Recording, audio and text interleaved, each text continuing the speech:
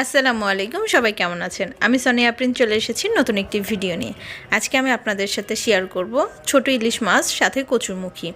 চলুন আমরা দেখে নিই রেসিপিটা। প্রথমে আমি কড়াইতে পরিমাণ মতো তেল দিয়ে তার মধ্যে দিয়ে দিলাম প্রায় 2.5 টেবিল চামচের মতো পেঁয়াজ এবং কাঁচামরিচ বাটা। দিয়ে দিলাম এইখানে অল্প একটু আদা ও রসুন বাটা, স্বাদ মতো লবণ, দিয়ে দিয়েছি হলুদের গুঁড়া এবং ধনিয়ার গুঁড়া। এখন ভালোভাবে মশলাটাকে কষিয়ে নেব। যখনই তেলটা ছেড়ে দিবে তখন আমি আগে থেকে সিদ্ধ করে রাখা মুখী কচুটা দিয়ে দিব। আমি অনেক বেশি সিদ্ধ করিনি, প্রায় 40% সিদ্ধ করে নিয়েছি, যেন বিজলে বিজলে যে ভাবটা থাকে সেটা বের করে ফেলা যায়। আমি এবার নেড়ে চেড়ে কষিয়ে নিলাম, সাথে দিয়ে দিলাম কেটে রাখা ছোট ছোট ইলিশ মাছ।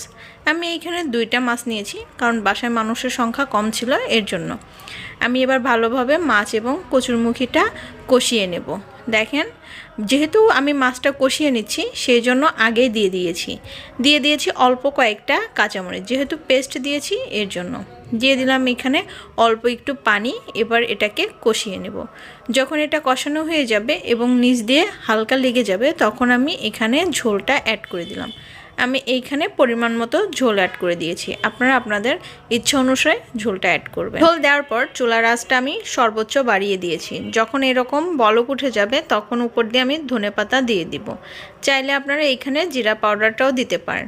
আমি এখন ঢেকে দিয়েছিলাম প্রায় 15 মিনিটের মতো, তবে চুলার আঁচটা তখন লো ছিল। এখন দেখেন ঝোলটা প্রপারলি হয়ে গেছে। আমি এবার একটু নেড়ে চেড়ে এটাকে সার্ভ করে নেব।